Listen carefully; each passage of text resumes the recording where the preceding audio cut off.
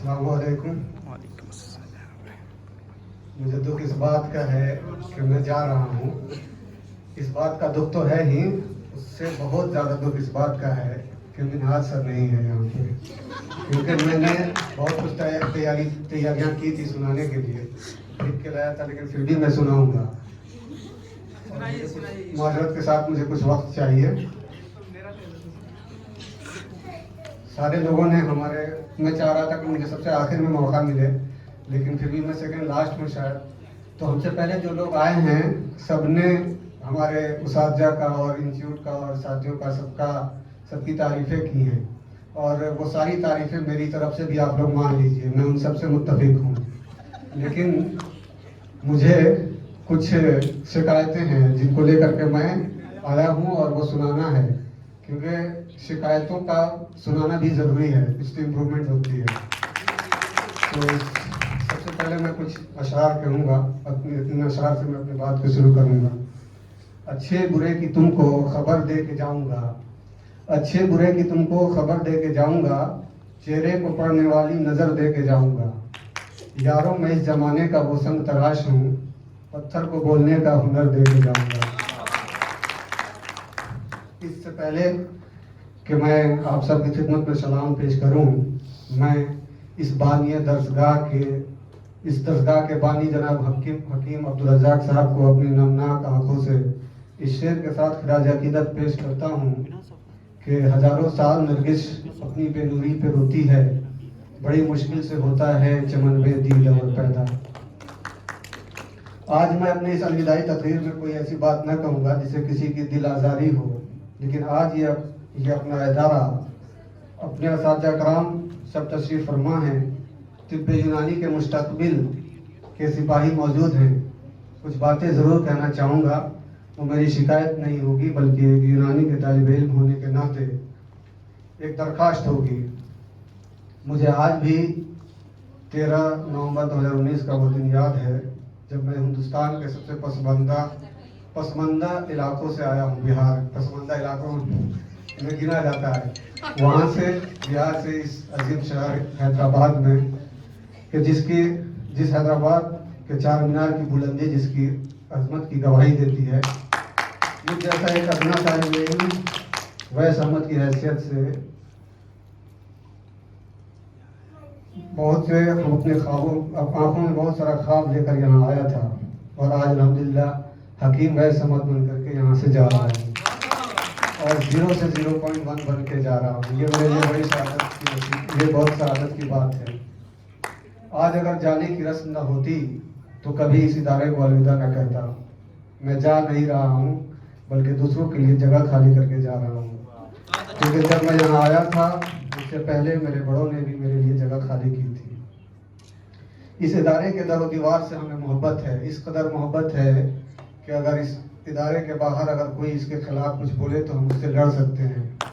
लेकिन यहाँ पे चूँकि हमारे बड़े मौजूद हैं और जो हमारी शिकायतें हैं वो आज मुझे यहाँ बोलना ज़रूरी है, और मैं आप लोगों की इजाज़त से बोलना चाहूँगा। अगर आप लोग इजाज़त न दें तो मैं अपनी बात यहीं पे ख़त्म कर दूँगा। अगर हमारे असातिज़ा इजाज़त दें तो मेरी जो शिकायतें हैं वो मैं कहूँ।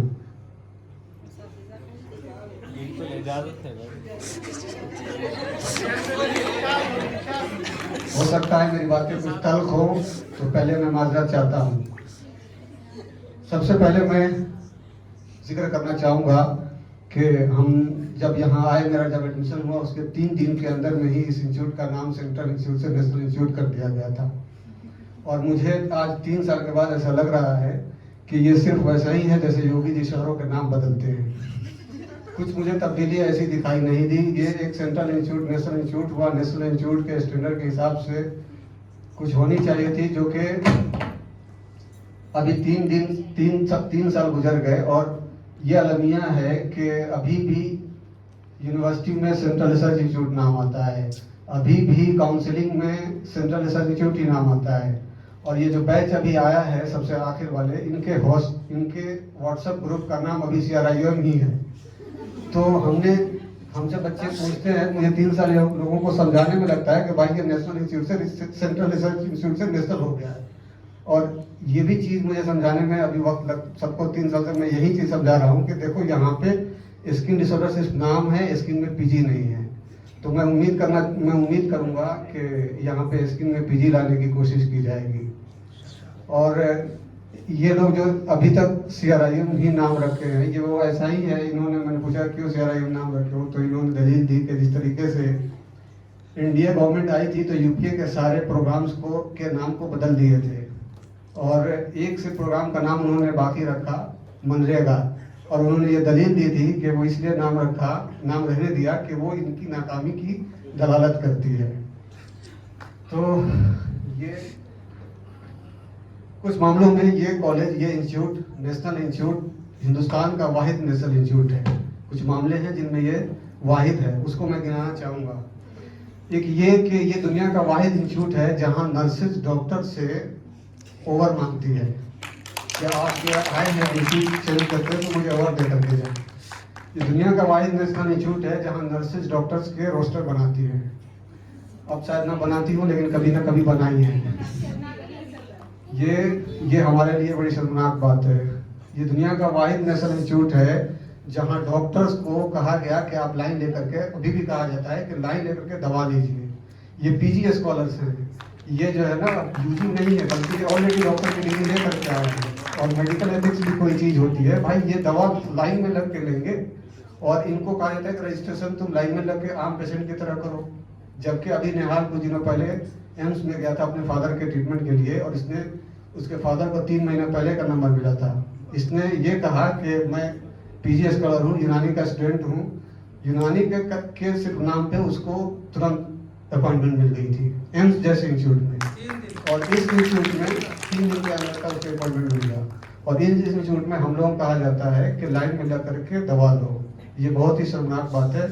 मेडिकल एथिक्स नाम की कोई चीज़ होती है। और ये दुनिया का वाहिद इंस्टीट्यूट होगा, नेशनल इंस्टीट्यूट, जहाँ बिना एक दिन भी क्लास लिए लोग प्रोफेसर बन जाते हैं। और जिस क्लास में, ये दुनिया का वाहिद नेशनल इंस्टीट्यूट होगा कि जिस क्लास में नेट की सबसे ज़्यादा ज़रूरत है, वहाँ पे डिजिटल, जहाँ पे डिजिटल बोर्ड होनी चाहिए थी, जहाँ पे डिजिटल क्लास होनी चाहिए थी, वहाँ पे मोबाइल तक निकालने की इजाज़त नहीं होती है। हमने अपने सीनियर से डिस्कस किया था कि आपसे क्लासेस में कुछ सवाल पूछे गए थे, उनके जवाब दिए गए थे, तो उन्होंने कहा कि नहीं, हम लोगों से ऐसे सवाल पूछे जाते थे, नहीं बता पाए तो कोई जवाब नहीं दिया गया। हमने फिर अपने जूनियर से भी ये सवाल पूछा कि तुम्हारे क्लासेज में कुछ सवाल हुए होंगे, क्या उसके जवाब मिले? तो उन्होंने कहा कि नहीं, वो सवाल हम लोग जवाब नहीं दिए, लेकिन नहीं दिए। तो मेरा ये मानना है कि अगर आप टीचर हैं, आपने कोई सवाल किया है, बच्चे जवाब नहीं दे रहे हैं, तो आपकी जिम्मेदारी है कि उसको जवाब दें। उम्मीद है अगले बैच वालों से मैं पूछूं तो उनको जवाब मिल जाएंगे। ये दुनिया का वाहिद ऐसा नेशनल इंस्टीट्यूट होगा जहाँ क्लासरूम का गेट अगर टूटा है तो 3 साल तक नहीं बना है। 3 साल होने में अभी कुछ ही दिन बाकी है। अल्लाह ने चाहा तो शायद वो 3 साल पूरा होने से पहले वो गेट बन जाए। मुझे इस इंस्टीट्यूट से मोहब्बत इस कदर है कि मैं उस गेट को लेकर के फिक्रमंद हूँ कि वो गेट बन जाए, और जिस दिन वो गेट बनेगा मैं बहुत शुक्रिया अदा करूँगा सबका। रूम नंबर 204, जिसमें हम अपने इस इंस्टीट्यूट का सबसे ज़्यादा वक्त गुजारा हूँ, अदविया का डिपार्टमेंटल लाइब्रेरी। मैंने अपनी किताब में उसमें टूटे हुए एसी से टपकते हुए पानी का भी जिक्र किया था। उम्मीद है वो बन जाएगा, तो जिस दिन बनेगा मुझे बेहद खुशी होगी। ये दुनिया का वाहिद नेशनल इंस्टीट्यूट है जहाँ ये कहा जाता है कि स्टूडेंट्स काम नहीं करते हैं, और यहाँ पे स्टूडेंट्स के अलावा भी और भी बहुत सारे लोग हैं जो काम नहीं करते हैं, उससे कोई पूछता नहीं है।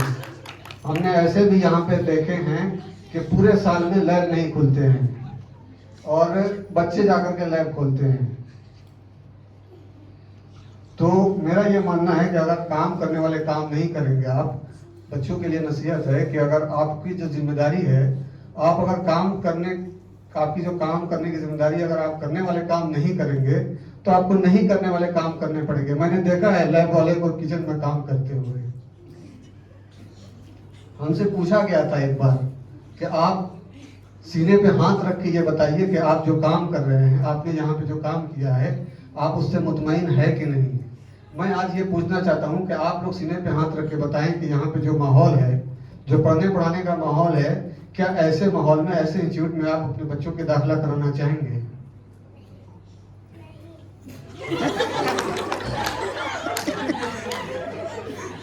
मैं मेरे कई सारे दोस्त और सबके भी दोस्त होंगे एनआईओ में, जो कि एक नेशनल इंस्टीट्यूट है, वहाँ के डायरेक्टर जो कि एक और नेशनल इंस्टीट्यूट, सैटेलाइट इंस्टीट्यूट को संभाल रहे हैं, डायरेक्टर के पोस्ट पे होते हुए भी वो क्लासेस देते हैं अभी भी। और यहाँ पे ये लोग ये ना समझ जाए कि मुझे जो पोस्ट मिल गई है तो मैं पढ़ाने के जिम्मेदारी से बरी जिम्मा हूँ, क्योंकि हमारे सामने मौजूद है। हमारे दोस्त वहाँ पे हैं। एक दिन एक लड़के से बात हो रही थी, तो उसने कहा कि मेरा आज जर्नल क्लब की मीटिंग है। तो मैं उसके बात को समझ नहीं पाया और मैं फिर उससे सवाल कुछ नहीं पूछ पाया कि ये क्या होता है। एक मेरा दूसरा करीबी दोस्त था, उसको बाद में मैंने फ़ोन किया, उससे ना पूछा कि मेरी बेइज्जती हो, उससे मैंने बाद में फ़ोन करके पूछा, उसने मुझे समझाया कि ये चीज़ें होती है। तो एनआईएम तो दूर की बात, इस काउंसिल की एक छोटी सी रीजनल रिसर्च इंस्टीट्यूट श्रीनगर में है, वहाँ पे भी जर्नल क्लब की मीटिंग्स होती है, वहाँ भी क्लासेज होते हैं। यहाँ से अच्छे हो रहे हैं। यहाँ से पहले वहाँ के बच्चों के एथिकल हो गए, फर्स्ट ईयर वालों के, हमारे सेकेंड ईयर वालों के एथिकल नहीं हुए। और सेकेंड ईयर वालों के अभी इनको समझ में नहीं आ रहा है कि इसका मसला, इस मसले, ये जो एथिकल नहीं होने का मसला कितना संगीन है। जब आप लोगों के थीसिस सबमिशन के वक्त में दौड़ धूप होगी तब समझ में आएगा। आरआरएम जैसा एक छोटा सा इंस्टीट्यूट, इस काउंसलिंग का, इसी काउंसिल का एक छोटा इंस्टीट्यूट है जो शुरू होते ही खत्म हो जाता है। मैं वहाँ गया हूँ और मैं देख के आया हूँ। उस इंस्टीट्यूट में आईबीटी के डिपार्टमेंट को सेंटर ऑफ एक्सीलेंस का खिताब मिला है। वहाँ यहाँ से छोटे कम लोग हैं और वो इतने अच्छा काम कर रहे हैं, तो उससे हम लोगों को सबक लेने की जरूरत है। एक और चीज़ मैं यहाँ पे जिक्र करना चाहूँगा कि जब यहाँ पे सुपरवाइजर का सिलेक्शन होता है, यहाँ कुछ अच्छी भी चीज़ें हैं, जैसे इसमें ये है सुपरवाइजर के सिलेक्शन का क्राइटेरिया, जो तरीका है वो यूनिक है और मैं इसके लिए अप्रिशिएट करता हूँ और मैं इसके लिए शुक्रगुजार हूँ कि आप लोगों ने इसको बरकरार रखा। और मुझे ये समझ में आया इससे कि इससे बच्चों का एम्पावरमेंट होता है। और अगर ये तरीका नहीं होता है दूसरी जगह जहाँ पे जो दूसरे तरीके हैं, वहाँ बच्चे चापलूस पैदा होते हैं, पहले दिन से चापलूसी करना शुरू करते हैं। तो ये बच्चों के एम्पावरमेंट का तरीका है और इसको खत्म नहीं करना चाहिए।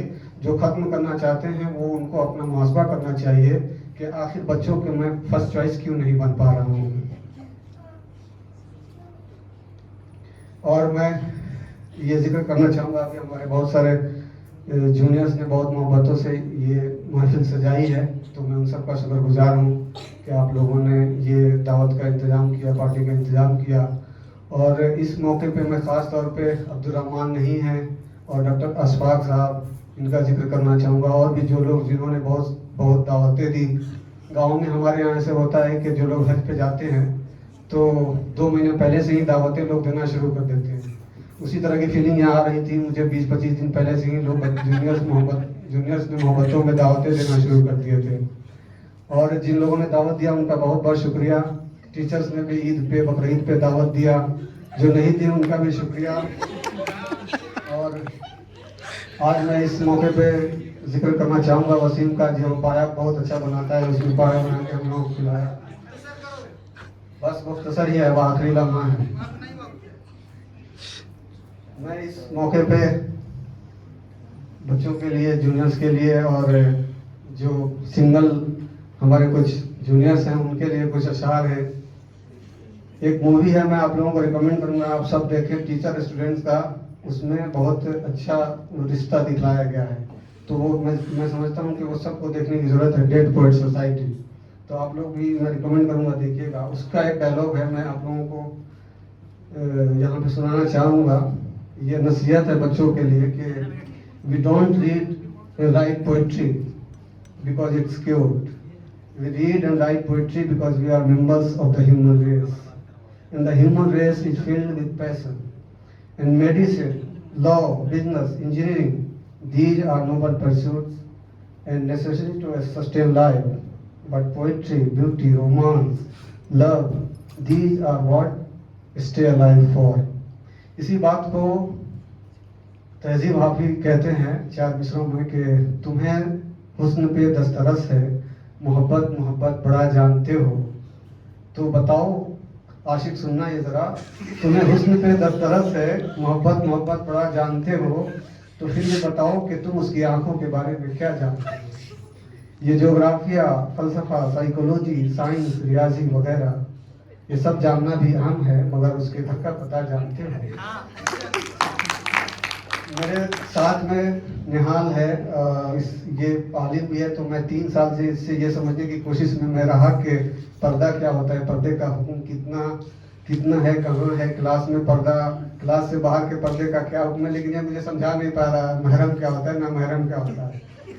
तो ये चीज़ें आज तक मुझे समझ में नहीं आई। उसने मुझे सिर्फ एक शेर कहा कि ये जो है तुम समझ लो इस शेर के जरिए कि हम